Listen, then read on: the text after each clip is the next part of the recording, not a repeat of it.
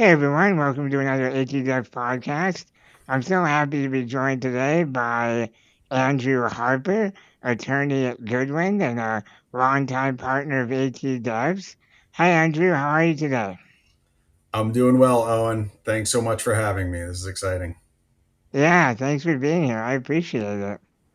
So you were one of ATDev's very first partners and advisors, and you've been with us through thick and thin. So thank you for that. And for our listeners who maybe aren't familiar with your work, would you mind giving a little intro on yourself? Of course, happy to. I'm a partner at Goodwin Proctor, which is a international law firm, full service law firm, and we help startups in all stages of the life cycle. So I work with companies from day one, helping set them up and address founders' issues. And I grow with them doing venture financings, helping with governance matters, and advising boards of directors in an external general counsel role. And I also spend some time representing investors when they're investing in venture backed companies. My practice is global. I see companies all over the world. It's diverse, and I work in all sorts of industries, but I really focus most of my time in health tech and also climate tech. But we're here today, I think, to talk about health tech. So we'll focus on that. And that's my practice in a nutshell. And I think we've been working together for almost 5 years, if that sounds Yeah, right. yeah. I think we were connected through UC Berkeley's business school. You were doing some office hours. That's right. No, that was fun. And I was glad to run into you guys. So I could tell that you were really thoughtful founders wanting to do things the right way. And that's why I was so excited to work with you guys. And it's been a great ride so far. I appreciate you saying that. So, how did you get first involved in working with startups? Was that an interest of yours when you were initially starting out in law school, or was that something that you grew into? So it was a bit of a winding path. I grew up on the East Coast, on Long Island, outside New York City, and not exactly a tech hub in the late 80s and 90s. So Silicon Valley was just not something that was on my radar. Most Right. people that I knew worked in finance or something related to the industries that were big in New York at the time. And so startups and venture capital investing really wasn't happening at any type of scale there. And so it wasn't really on my radar. And I had planned to do something completely different when I decided to be a lawyer. I had actually planned to work in public interest. I had initially planned to be a public defender. I knew that I wanted to use my legal education to just try to help people and make some kind of positive impact on society. Felt strongly about a lot of social issues. And when I got into law school, I started getting exposure to new and different types of things. I started to get burnt out on some of the things that I was doing. And after law school, I had a lot of loans to pay off. So I went to work at a large corporate firm in New York, a global firm. And I was doing the typical type of New York practice where you service clients in the financial services industry. So Wall Street type of clients, working for banks, private equity firms for the most part. And it was interesting. I enjoyed it, but I didn't love the work so much because I felt like I wasn't really hands on counseling and helping people who were trying to do really amazing things and change the world. Sure. And then I started thinking about how I could do that. And this time we're talking about 20 early aughts or late aughts and 2010s. And there was definitely a lot of attention being drawn to Silicon Valley. I started hearing about things. There were more startups popping up in New York. And I went and sought out some work with some tech companies at my firm and realized that this is a place that I really enjoy working. I decided to move out to the Bay Area and really just throw myself into it and haven't looked back. So I definitely found what I was looking for. I love working with founders who have big and bold visions and really do want to make massive changes. And I love helping them do that. So it's been, yeah, it's been great. Haven't looked back, but it was not the straightest path to Silicon Valley for me. Yeah, it really is. That's so interesting. I didn't know a lot about your background. Yeah, that's fascinating. And I think another thing that's really interesting is that venture capital is relatively new.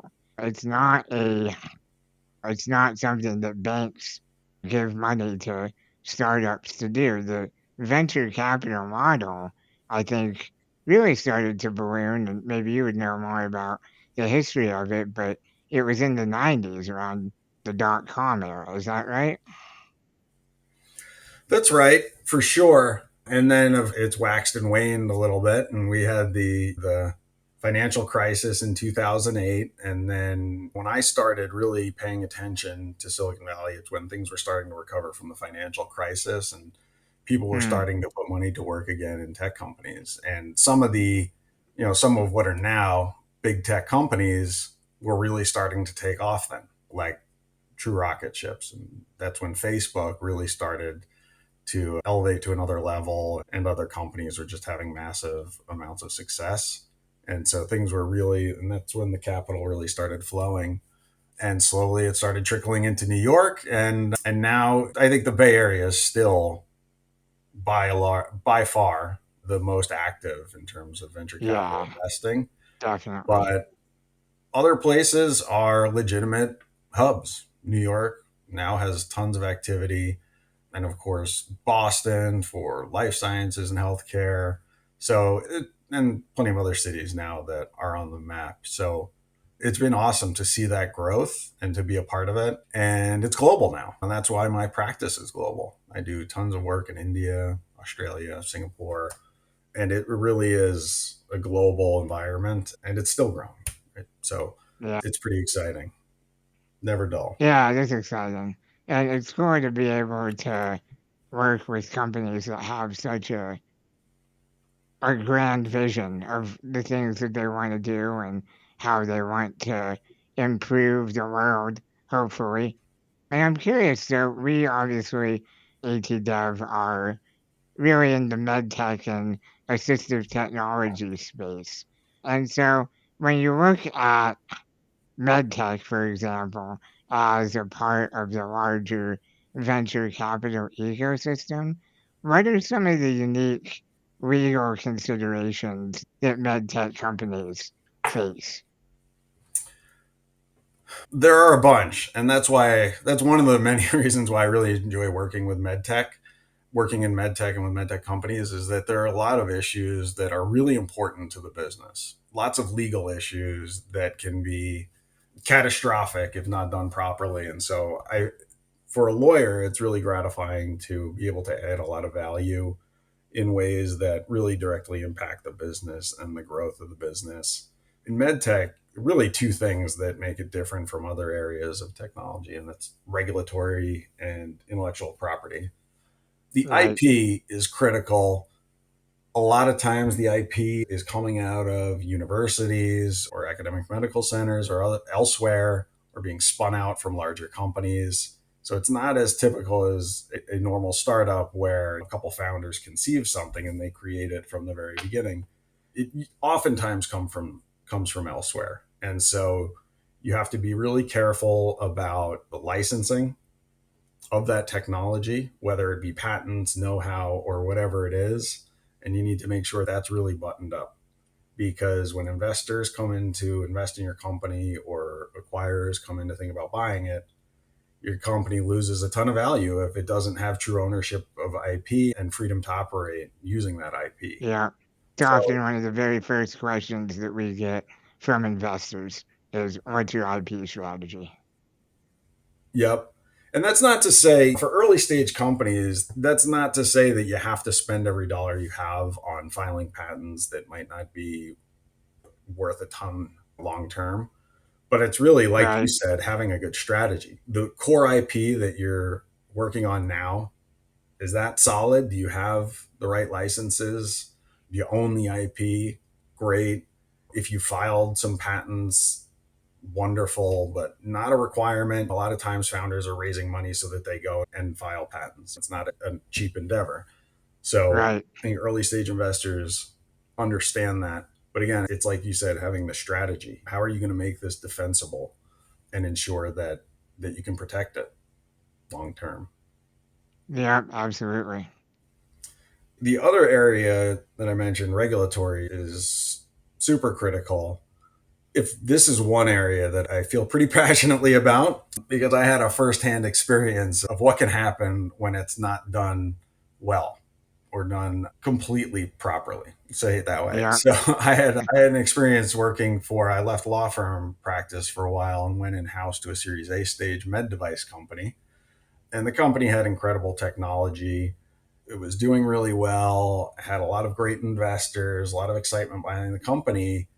And ultimately, what happened was the FDA and the Federal Trade Commission investigated the company and found that some of the claims they were making about the product may not have been supported by evidence that was up to FDA standards.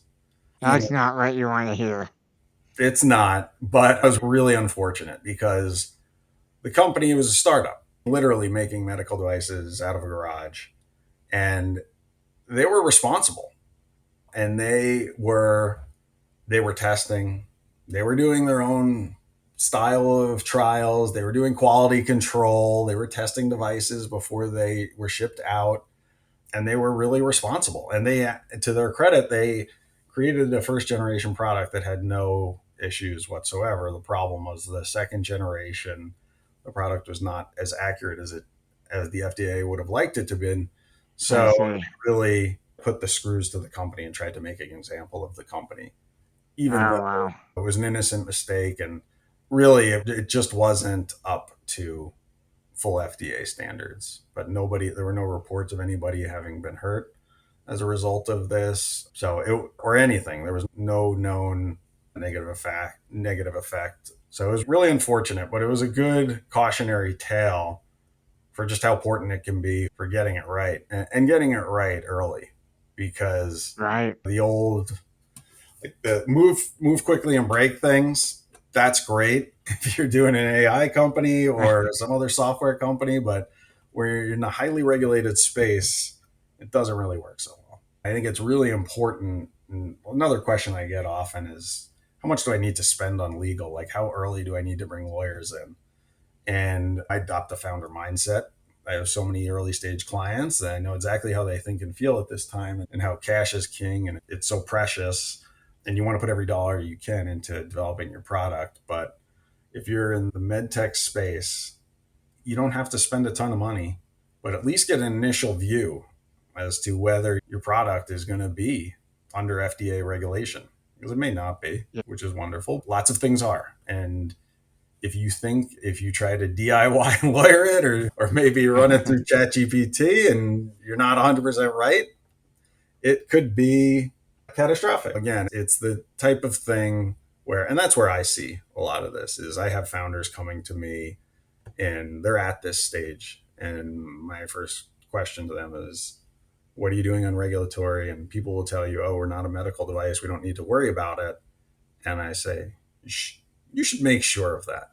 And Yep. oftentimes they're right, but sometimes they're not. And it can be really important to know that, because even if it doesn't kill the company, that could be a major impediment to growing the company that you'd planned to grow. It Yeah. changes the whole cost structure. It changes how much money you need to raise, how fast you can get to market. So it's pretty critical. Yeah. Yeah. The FDA exists for a reason. And I think from a founder perspective, there's a lot of red tape and barriers to getting your company off the ground, but ultimately it's there to protect people and make things safe. And so I like it ultimately. And I think that it's really important that we have these frameworks, and also it makes for a better product at the end of the day when you have these really strict quality systems that you have to adhere to. It does make for a better product. And from my perspective as a founder, once we had enough money to figure out our regulatory pathway, we were ultimately in a much better position to raise additional capital with that really clear, vetted regulatory pathway already established. Totally. And I think you all are a perfect example of doing it the right way. And I think it's been to your benefit. And aside from just the obvious effects of coming across as more credible and responsible to investors, it also just gives people, anybody who touches the company, a lot more comfort to know that the founders are focused on things like this and have the right plans. You've been able to hire some incredible talent. People have been excited to line up with you guys, I think, because they feel that you want to do things the right way and responsibly. And it's going to benefit the company because you're less likely to have issues. So it de-risks it to some extent too. Well, I would be inclined to agree with you on all of that. I hope so. Unless you're not So, telling me something, I hope you agree. nope, you're my lawyer. I tell you everything. So, looking forward, I think we are in a time of a lot of change and also a lot of excitement at a lot of different levels. I think AI is changing a lot of things for a lot of people, as well as political and legal changes that are happening. What trends or changes are you seeing in the legal investment landscape as well as just VC in general that you find interesting or that maybe people have not paid enough attention to? It's a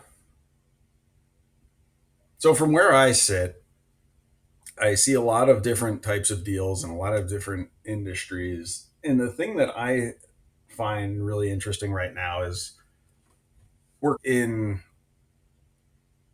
lots of different places at the same time. So you have deals happening that could not be hotter, that investors could not be more excited about getting into. This is the AI space. Crazy valuations, people selling secondary early on, just a huge demand to get into these companies, and founders having an easy time raising money and having a lot of leverage. At the same time, I work with lots of companies in areas like climate tech, life sciences that are really just getting slaughtered right now. There's These are areas where, you from an investor perspective, you have some things going against you right off the bat. Very capital intensive, costs a lot of money to take a device to market, takes a long time, margins are lower. So anytime there's a lull in the market generally, those really capital intensive businesses are likely to take a hit first, and climate tech's another one. And there's this perfect storm happening right now, just given the geopolitical climate and everything that's going on. And if there's one thing that investors like, it's certainty and some sort of predictability. Right, And we just don't have that, especially in health tech, especially in climate tech, and in some other areas where, you know, companies that were relying on grants don't have them anymore. Companies that were relying on the Inflation Reduction Act have to rethink a lot of things. And when that sort of non-dilutive capital is dried up overnight and you don't know if the regulatory environment is going to be hospitable to whatever you're investing in, people just pull back. And it's right. very hard to raise in those areas right now. And if you can, there are a lot of distress types of financings happening, down rounds and recaps. And then there are other companies that are in between and it feels normal. And those types of companies, I would say the only thing there that's really different and a trend that I think is going to continue for at least a little while is investors still have leverage just overall given the broader market. And so Right. diligence is taking longer. Deal terms are getting more or remaining more investor favorable, at least for the foreseeable future. So those are kind of the trends that I see in my day to day. Yeah, it's interesting to hear your perspective. And I think it is a challenging time. It's always a challenging time for startups, but I think there's also, when things are changing, I think there's also room for disruption too. So from that perspective, I am excited and remain optimistic. I would expect nothing less from a passionate founder than ultimate optimism. And that is one of the things that's been really cool to see is just seeing people persevere and be resilient and just willing to run through brick walls because they're so passionate about what they're doing. It really is, that's a silver lining to a rough environment to really see people just pursuing their passion so vigorously. Yeah, It's really inspiring. absolutely. And on that note, for anybody that is interested in learning more about you or potentially working with you, what's a good way to get in touch? I'm on our website. Google Andrew Harper, Goodwin Proctor, and I'm sure you'll find me. You'll either find me or you'll find a luxury travel site, andrewharper.com. So either way, you'll get a good result. But yeah, my contact information is out there. I'm on LinkedIn and always happy to chat. Perfect. Well, thank you so much for joining today, Andrew, and I look forward to chatting again in the future. And thank you for our listeners for tuning in, and stay tuned for the next one. Thanks so much, Owen.